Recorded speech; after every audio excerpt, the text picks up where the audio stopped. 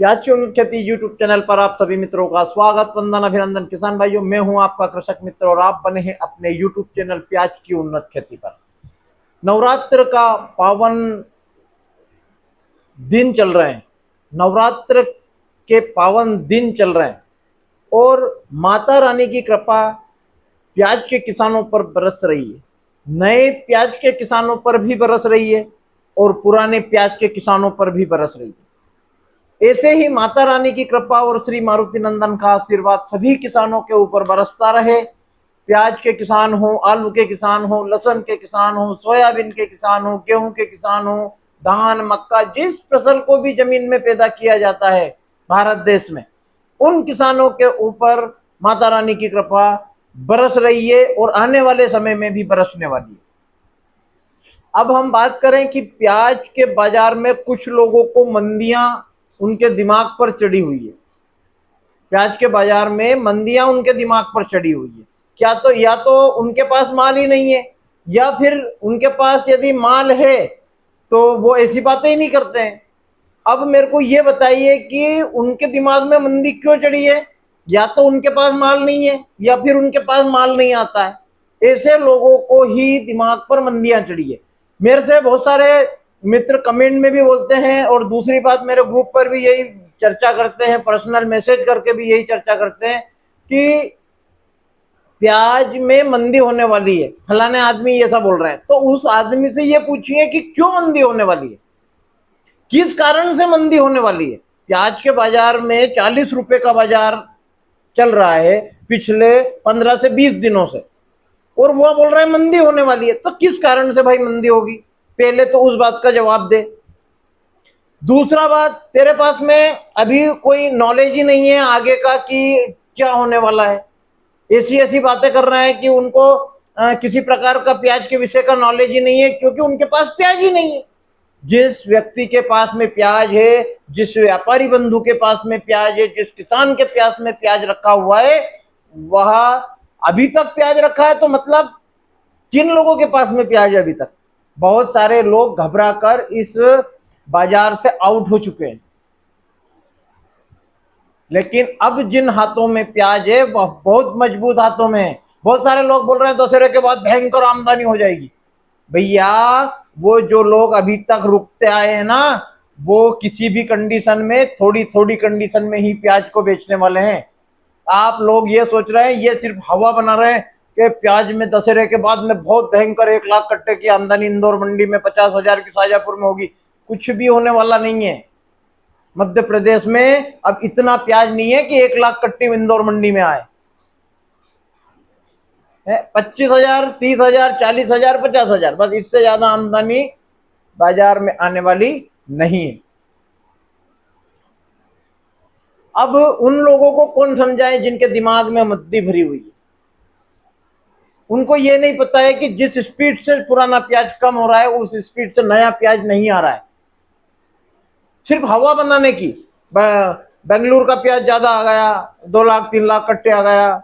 अरे भाई, 3 लाख कट्टे आ भी गया है, लोडिंग के काम नहीं आ रहा है, बारिश हो रही है, कितना माल लोडिंग के काम आ रहा है, कितना एक्सपोर्ट हो रहा है। तो सब सब चीजों का ज्ञान गणित भी तो लगाना चाहिए ना।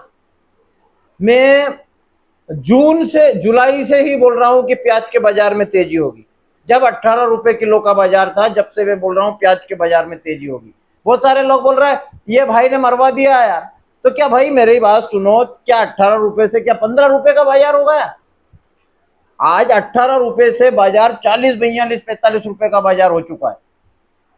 किस प्रकार से मद्दी आपके दिमाग में थी शुरू से? मैं 18 रुपए किलो का भी एक वीडियो दी आपको बताऊंगा, तो उसमें भी मेरा एक भाई ये बोल रहा है, कोई व्यापारी बंधु ही है वो, कि भाई कोई तेजी वेजी होने वाली नहीं है, बहुत प्याज है उसमें, भारत देश में। अरे भैया, 18 रुपए किलो में आप जब स्टॉक की खरीदी कर रहे हैं, तो 36 से 45 रुपए के बीच में बाजार अक्टूबर में आना ही है, सितंबर में आना ही है। इतनी महंगी खरीदी कौन करता है? स्टॉक सक्रिय कब होता है? जब उसको आगे का ज्ञान लगता है कि प्याज है नहीं है, क्या होने वाला है क्या नहीं होगा, जब भी वह स्टॉक करता है। तो इसलिए आप अपने दिमाग से किसी भी प्रकार से जो मंदी आपके दिमाग में भरी हुई है ना, उसको निकाल दीजिए, क्योंकि माता रानी की कृपा बरस रही है और आगे भी बरसने वाली। किसी भी प्रकार से प्याज के बाजार में मंदी नहीं होगी, नहीं होगी, नहीं होगी। स्टेबल बाजार है, 40 रुपए का बाजार चल रहा है। आज भी 43 रुपए तक इंदौर मंडी बिकी है, लेकिन मैं नहीं बोल रहा हूं कि 43 रुपए बिका है, स्टेबल बाजार ही बोल रहा हूं। अब आप बॉर्डर खुलने दीजिए, मंडियां खुलने दीजिए, बिक्री खुलने दीजिए, फिर हम इस विषय की चर्चा करेंगे कि प्याज के बाजार में मंदी है या तेजी है। आप बस कुछ भी उठा के कमेंट कर दिया, कुछ भी उठा के बोल दिया, कुछ भी उठा के ग्रुप में किसानों को डरा दिया, तो भैया अब किसान डरने वाला नहीं है। अब जिन हाथों में प्याज बचा हुआ है, आप बोल रहा हो ना 30% प्याज है, 40% प्याज है, किसी प्रकार से 30-40% प्याज नहीं है। कोई भी किसान इतना भी मूर्ख नहीं है कि जो पूरा माल 100% माल रख कर बैठा है। कोई इतना मूर्ख किसान नहीं है।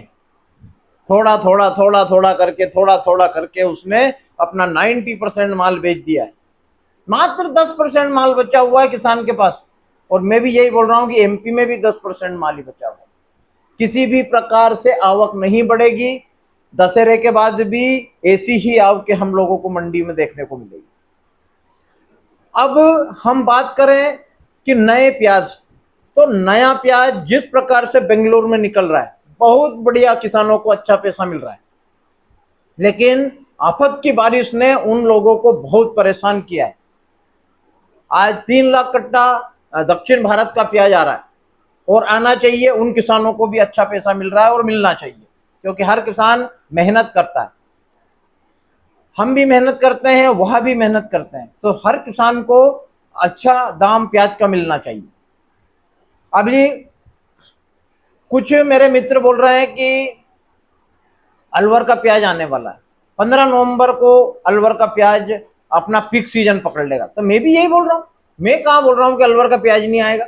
अलवर का प्याज आएगा, 15 नवंबर को आएगा। 1 से 1.5 लाख कट्टा 15 नवंबर से शुरुआत उसकी होगी।